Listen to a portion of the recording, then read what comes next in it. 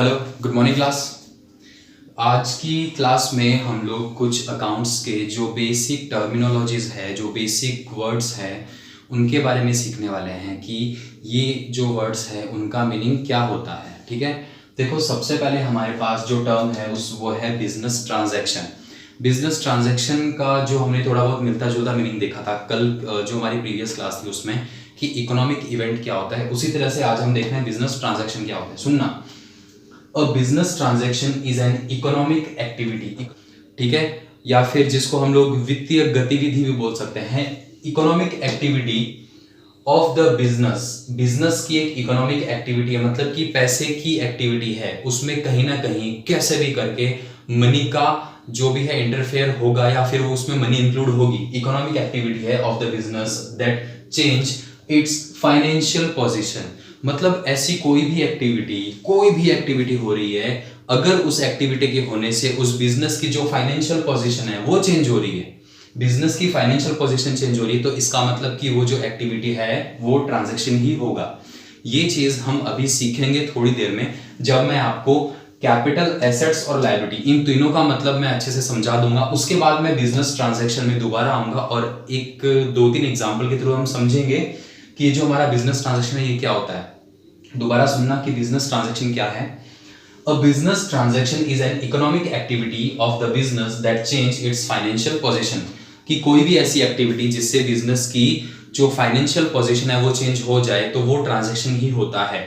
मैंने आपको बहुत ही इजी और सिंपल लैंग्वेज में इनकी जो मीनिंग है वो लिख दिया है यहाँ पे, तो आप इसको अच्छे से देख लेना, आपको इसके अलावा कुछ और चीज देखने की जरूरत नहीं है। नेक्स्ट पॉइंट क्या है हमारा, कैपिटल। ध्यान से सुनना, कैपिटल क्या होता है। मान लो कि ये हमारा बिजनेस है, मैंने एक बिजनेस ओपन किया, ठीक है, और ये हूं मैं, ठीक है। ध्यान से सुनना, क्या बिजनेस ऐसे ही स्टार्ट हो जाएगा क्या? मुझे उस बिजनेस के लिए कुछ भी इस बिजनेस में रुपए लगाने की जरूरत नहीं पड़ेगी क्या? तो सुनना, मान लो कि मैंने 10 लाख रुपीज लगाए और ये बिजनेस स्टार्ट किया। मैं कौन हूं? बिजनेस का ऑनर। तो मैं जो कुछ भी पैसे इस बिजनेस में इंट्रोड्यूस करूंगा वो सारी की सारी मेरी कैपिटल होगी। इस अमाउंट को बोला जाता है कैपिटल। सर एक बात बता दो, मुझे एक बात समझ में नहीं आ रही। सर आपने जो सबसे पहले बिजनेस को स्टार्ट करने के लिए 10 लाख रुपीस लगाए, क्या वही कैपिटल होगा? उसके बाद मान लो 1 महीने बाद या 1 साल बाद या 2 महीने बाद कभी भी हमारे बिजनेस को और पैसे की जरूरत पड़ी और हमने दोबारा, मान लो कि 1 साल के बाद में हमने दोबारा इसमें 5 लाख रुपए इन्वेस्ट कर दिए और 5 लाख रुपए लगा दिए, तो क्या ये कैपिटल नहीं होगी क्या? क्यों नहीं होगी? बिल्कुल होगी। अगर बिजनेस के ऑनर के द्वारा कुछ भी पैसे बिजनेस में इन्वेस्ट किए जाते हैं, चाहे वो एक बार करो, चाहे वो फर्स्ट टाइम करो, चाहे वो दोबारा कभी भी करो, उस भी अमाउंट को हम कैपिटल ही बोलेंगे। ये चीज समझ आ जानी चाहिए। क्लियर है यहां तक?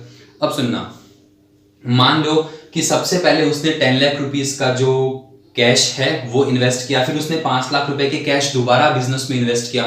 अब क्या हो रहा है कि वो एक मशीनरी लाके बिजनेस में इन्वेस्ट कर रहा है, मतलब उसने अपने घर में जो अलमीरा है या फिर जो अलमारी है उसमें से पैसे निकाले 4 लाख रुपए, और घर में से पैसे निकाल के बिजनेस के लिए मशीनरी लेके आ रहा है। क्या चीज ला रहा है? मशीनरी लेके आ रहा है। तो सर क्या ये मशीनरी लेके आएगा तो इसको कैपिटल नहीं बोलेंगे? क्यों नहीं बोलेंगे? बिल्कुल कैपिटल बोलेंगे इसको भी। तो ये जो 10 लाख रुपीज है, 5 लाख रुपीज है, 4 लाख रुपीज है, इन सबको हम कैपिटल ही बोलेंगे।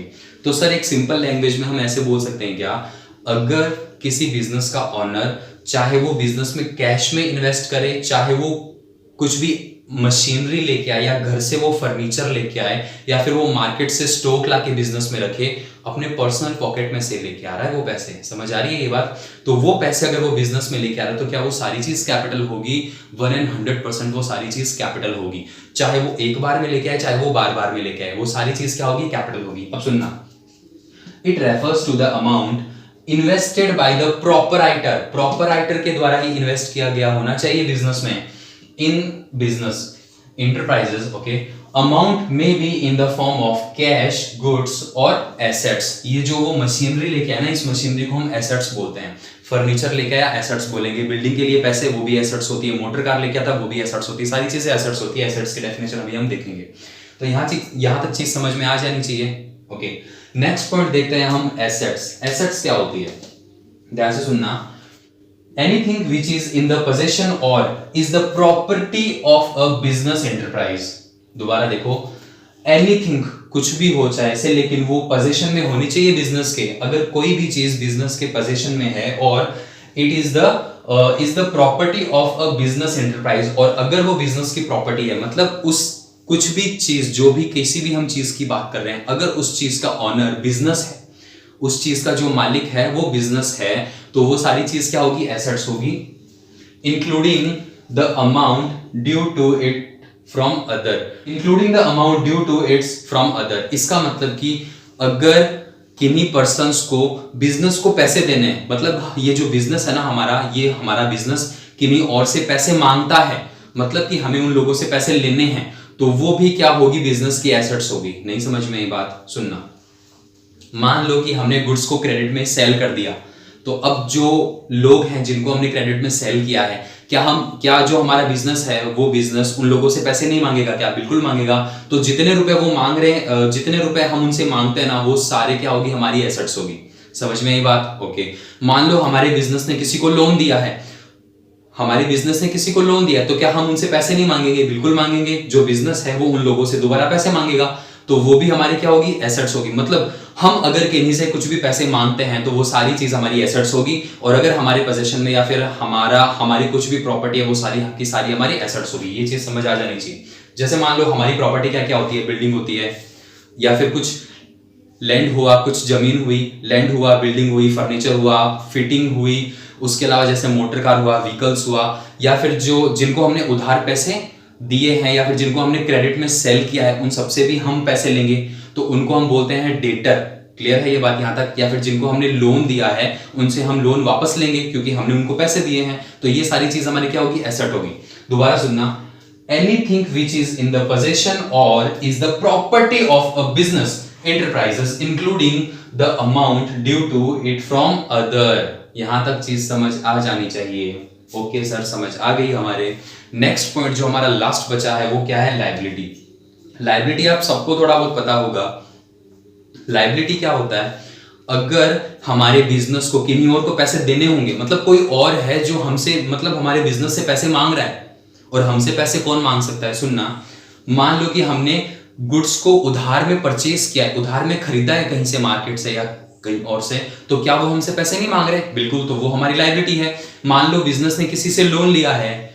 मैं बार बार बिजनेस क्यों बोल रहा हूं, क्योंकि ये जो हम अकाउंटिंग करने वाले ना, या बिजनेस की करने वाले हैं, ये हम कोई इंडिविजुअली मेरी या फिर आपकी अकाउंटिंग नहीं, और ये बिजनेस की अकाउंटिंग हो रही है। क्लियर है? तो सुनना, बिजनेस ने किसी से लोन लिया है, तो क्या वो बिजनेस की लायबिलिटी नहीं है, क्योंकि बिजनेस को वो पैसे वापस देने हैं कभी ना कभी तो। ओके, मान लो कि ये जो हमारा बिजनेस है उसने बैंक से लोन लिया है। कहां से लोन लिया है? बैंक से। तो क्या बैंक को जो पैसे देने हैं वो हमारी लायबिलिटी नहीं है? सर बिल्कुल लायबिलिटी है। ठीक है, यहां तक समझ में आई बात? ओके, तो सुनना, लायबिलिटी क्या होती है, it refers to the amount which the firm owes to the outsider. मतलब कि जो आउटसाइडर के पैसे हमारे पास है, मतलब जो हमने ले रखे हैं, या फिर वो किसी भी फॉर्म में हो सकता है, चाहे हमने स्टॉक के फॉर्म में उनसे पैसे ले रखे हो, या फिर हमने कैश में उनसे पैसे ले रखे हो, या फिर हमने किसी और चीज के पर्पज से हमने उनसे पैसे ले रखे हो, तो वो सारी की सारी क्या होती है, हमारी लायबिलिटी होती है। यहां तक चीज समझ में आई? ओके, अब एक चीज और सुनना, एक ध्यान से। हम जो ये सारे टर्मिनोलॉजीज वगैरह सीखेंगे, उसके बाद हम एक मेन इंपॉर्टेंट चीज सीखने वाले हैं, अकाउंटिंग के कंसेप्ट्स। क्या सीखने वाले हैं? अकाउंटिंग के कंसेप्ट्स। बिल्कुल, उन कंसेप्ट में जो सबसे पहला कंसेप्ट मैं आपको समझाऊंगा ना या सिखाऊंगा, वो कंसेप्ट होगा बिजनेस एंटिटी कंसेप्ट। क्या नाम होगा उसका? Business entity concept. और वो कंसेप्ट पता है क्या हमें क्या बोलता है? देखो, कंसेप्ट के बारे में बताने से पहले एक चीज और बता दूं, ये जो सारी की सारी हम कंसेप्ट सीखने वाले हैं ना, जो अकाउंटिंग के कंसेप्ट और कन्वेंशंस जो हम सीखने वाले हैं, ये चीज क्या है, ये ऐसी चीजें हैं, ये मतलब कुछ एक एजम्पशन है जिनको हम मान के चलेंगे कि हम अकाउंटिंग कर रहे हैं ना, तो ये सारी चीज नॉर्मली जो कि ये जो कंसेप्ट और कन्वेंशंस है, ये नॉर्मली एप्लीकेबल बिजनेस पे होते ही होते हैं। इनको हम मान के चलेंगे कि ये चीजें सारी बिजनेस पे एप्लीकेबल होगी ही होगी। उसी तरह से जो कंसेप्ट है, कंसेप्ट में हमारे पास सबसे पहला कंसेप्ट होगा बिजनेस एंटिटी कंसेप्ट। और वो हमें क्या बताता है? बिजनेस एंटिटी कंसेप्ट हमें ये बताता है कि बिजनेस जो है ना, बिजनेस ये बिजनेस एक अलग ही चीज है और इसका जो ऑनर है वो अलग ही चीज है। मतलब हम कभी भी बिजनेस के ऑनर को बिजनेस से जोड़ के नहीं देखेंगे। बिजनेस अलग और बिजनेस का ऑनर अलग। जो बिजनेस एंटिटी कंसेप्ट है वो ये बताता है कि बिजनेस का ऑनर अलग होता है और बिजनेस अलग होता है।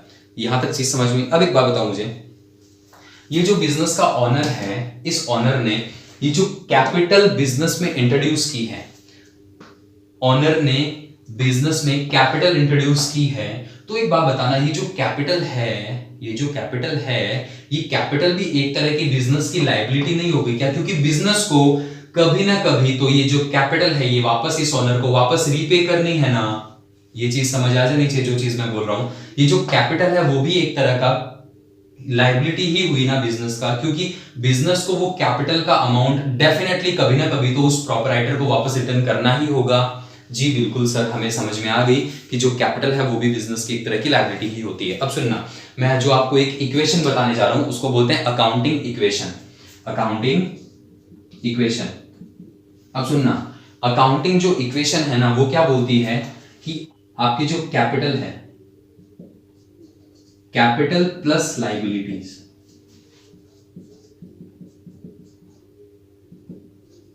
वो इक्वल होगी हमेशा एसेट्स के। वो हमेशा किसके इक्वल होगी? जो हमारी कैपिटल है, देखो कैपिटल भी एक तरह की लायबिलिटी ही होती है, कैपिटल भी एक तरह की लायबिलिटी होती है, लेकिन इसको हम बोलते हैं इंटरनल लायबिलिटी। कैपिटल है, इसको हम बोलते हैं इंटरनल लायबिलिटी। कैपिटल को क्या बोलेंगे? Internal liability. क्यों?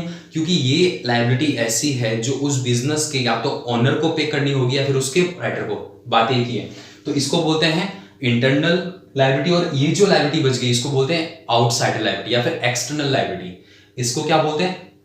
External liability. ठीक है। और ये एसेट्स क्या होती है? जो हमारे बिजनेस के पोजीशन में या फिर कोई भी प्रॉपर्टी हो तो वो सारी की सारी चीजें एसेट होती है। देखो ये हमेशा इक्वल क्यों आता है? जब भी हम कैपिटल का अमाउंट लायबिलिटी में ऐड कर देंगे तो ये हमारी टोटल लायबिलिटीज बन जाती है और इसका अमाउंट जो होगा वो हमेशा एसेट्स के इक्वल आएगा। इसी को बोलते हैं हम अकाउंटिंग इक्वेशन। इसी को क्या बोलते हैं? Accounting equation. आपकी कम से कम 2 से 3 क्लास पूरी की पूरी अकाउंटिंग इक्वेशन पे होने वाली है कुछ दिन के बाद में। ठीक है। देखो मैं आपको ये क्यों बता रहा हूं, क्योंकि बिजनेस का खुद का कुछ भी नहीं होता।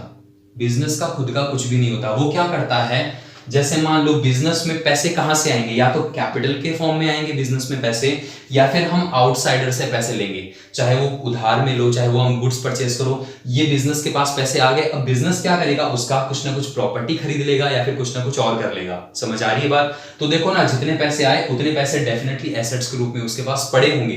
कैसे? मान लो कि हमने क्या किया, हमारे पास 1 लाख रुपए थे कैपिटल के। 1 लाख रुपए कितने थे? कैपिटल के। और हमने 50,000 रुपीज मार्केट से कहीं से भी लिए हैं, चाहे वो बैंक लोन मान लो या कुछ भी मान लो, तो हमारे पास डेफिनेटली 1.5 लाख रुपए कैश में पड़े होंगे। और कैश जो हमारी होती है वो एसेट होती है। कैश जो हमारी है बिजनेस की वो क्या होती है? एसेट्स। तो देखो ना, इक्वल हो गया। कैपिटल 1 लाख रुपीज की और 50,000 का क्या हुआ? लायबिलिटीज हो गई। तो हमारे पास टोटल 150 कैश में पड़े हैं। ये चीज समझ आ जानी चाहिए। अब सुनना, मान लो होगा क्या, हुआ ऐसा कि हमने क्या किया कि जो हमारे पास कैपिटल और लायबिलिटी इतने जो भी रुपए हमारे पास पड़े थे, हमने क्या किया, ये जो एसेट है, दोबारा सुनना, एक एग्जांपल देता हूं मैं। हमारे पास capital plus liability is equal to assets. सुनना, कैपिटल है 1 लाख रुपीस की और जो ये लायबिलिटीज है वो है 50,000 की। तो हमारे पास टोटल कैश में कितने पड़े हैं? 1,50,000। अब सुनना, हम कुछ भी ट्रांजैक्शन करेंगे, कुछ भी ट्रांजैक्शन, तो उस ट्रांजैक्शन से जो हमारी फाइनेंशियल पोजीशन है वो बिल्कुल सेम रहने वाली है। सॉरी, फाइनेंशियल पोजीशन नहीं, ये जो अमाउंट है ना, ये कैपिटल का और लायबिलिटी का और जो एसेट्स है ये दोनों इक्वल रहने वाले हैं। ठीक है। तो सुनना क्या होगा, मान लो कि हमने क्या किया, मार्केट से 20,000 रुपए का गुड्स परचेज कर लिया। क्या कर लिया? गुड्स परचेज कर लिया, कैश में पैसे दिए और गुड्स आ गया। तो सुनना, कैपिटल और लायबिलिटी पे कुछ भी फर्क नहीं पड़ा। तो हमारी कैपिटल कितनी होगी? सर 1 लाख रुपीस की ही होगी।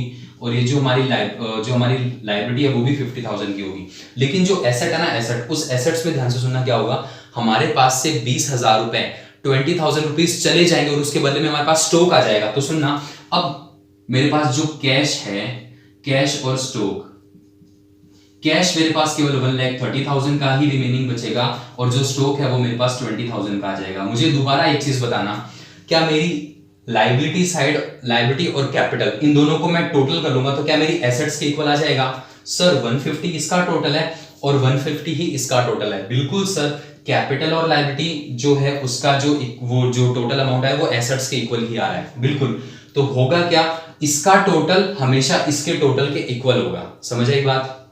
ठीक है। अब मान लो कि हमने जो आउटसाइडर से जो लोन वगैरह लिया था उसका मैंने रिपेमेंट कर दिया, तो देखना नेक्स्ट इक्वेशन है वो क्या बनेगी, मेरा कैपिटल तो उतना ही पड़ा रहेगा और जो लोन है उसका मैंने रिपेमेंट कर दिया, तो मेरे पास कैपिटल के 1 लाख रुपीज ही है उस साइड। और इस साइड देखो क्या होगा, कैश में मेरे पास 1,30,000 थे जिसमें से मैंने लाइबिलिटी का पेमेंट कर दिया 50,000 का। तो बताना मेरे पास कैश में क्या 80,000 ही नहीं है क्या? इस बार कैश में कितने 80,000 ही है और ये जो स्टॉक है ये 20,000 रुपए का ऐसे ही पड़ा रह जाएगा। तो देखो ना, इस साइड 1 लाख रुपीज और इस साइड भी 1 लाख रुपीज। तो बताओ क्या ये इक्वल है क्या? सर बिल्कुल इक्वल है। अब सुनना, मैंने आपको क्या बताया कि मैं सारा बताने के बाद दोबारा आऊंगा बिजनेस ट्रांजैक्शन में। अब देखो बिजनेस ट्रांजैक्शन की जो मीनिंग है वो दोबारा देखते हैं।